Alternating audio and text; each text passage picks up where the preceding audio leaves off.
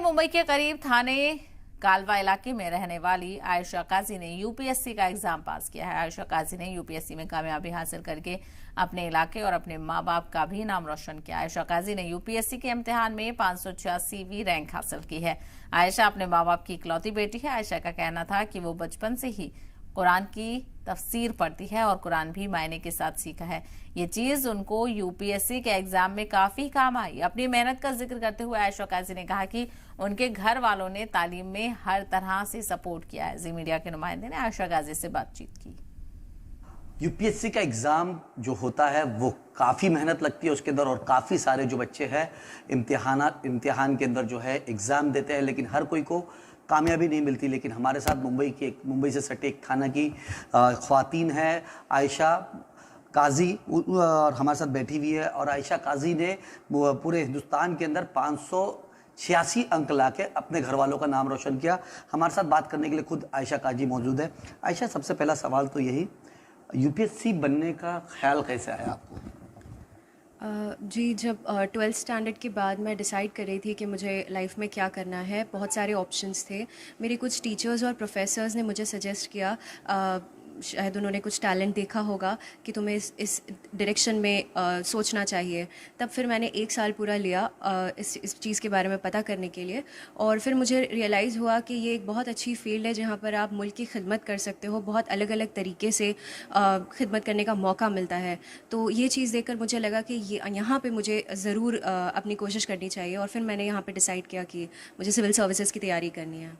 आयशा, सबसे पहले तो ये कहा जाता है, अगर मुस्लिम माशरों की बात करें तो हम बहुत सी बच्चियों को देखते हैं वो डॉक्टर्स की तरफ जाती है, नीट का एग्ज़ाम देती है, और पढ़ाई को भी लेके जो घर वाले होते हैं बच्ची की तालीम के लिए, तो वो एक हद तक सोचते हैं, उसके आगे तक नहीं सोच पाते हैं। लेकिन आपने मतलब उस हदों को पार किया, यूपीएससी एग्ज़ाम जो है उसको क्रैक किया, और घर वालों का कितना सपोर्ट रहा और क्या क्या चीज़ें थी? जी, आपने बिल्कुल सही कहा कि मेजॉरिटी ऑफ़ द टाइम्स जो होता है कि एक सर्टन स्टीरियोटाइप प्रोफेशंस बन जाते हैं पर्टिकुलर जेंडर्स के लिए, तो वो बात सही है। मुझे लगता है कि एक डॉक्टर और इंजीनियर होते हुए भी आप मुल्क की खिदमत कर सकते हैं। उसमें मतलब एक आपको बहुत अच्छी अपॉर्चुनिटी मिलती है खिदमत करने की। लेकिन सिविल सर्विसेज ऐसी फील्ड है जहाँ पे आप, जैसे मैंने बताया, कि अलग अलग डायरेक्शंस में अलग अलग तरीके से लोगों की खिदमत कर सकते हैं।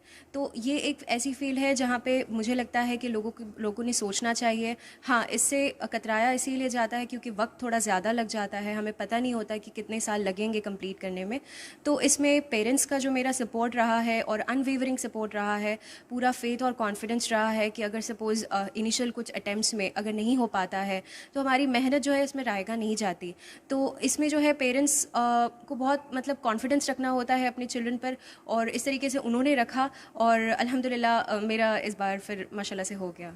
आयशा, आगे के बारे में क्या सोच रही हैं? मतलब आपने कहा कि देश की खिदमत करने के लिए यूपीएससी, तो आगे के लिए क्या कहना चाहेंगी? और जो लड़कियां हैं, बहुत सारा आपका प्रोग्राम देख रही होंगी, बहुत सारी चीज़ें सुन रही होंगी, लड़कियों के और उनके माँ बाप को क्या मैसेज देंगी? लड़कियों को मैं ख़ास करके ये मैसेज दूंगी कि मैंने देखा है कि लड़कियों में बहुत पोटेंशियल है, और बहुत टैलेंटेड लड़कियां हैं हमारे यहाँ पर। और जैसे कि अभी हम सिविल सर्विसेज के जो रिज़ल्ट है उसमें भी हम देखेंगे कि टॉप 4 रैंकर्स जो है सारी लड़कियां हैं।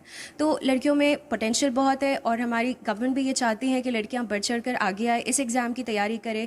नोटिफिकेशन में हर पेज पर नीचे लिखा होता है कि हम चाहते हैं कि लड़कियाँ इसमें ज़्यादा से ज़्यादा अप्लाई करें।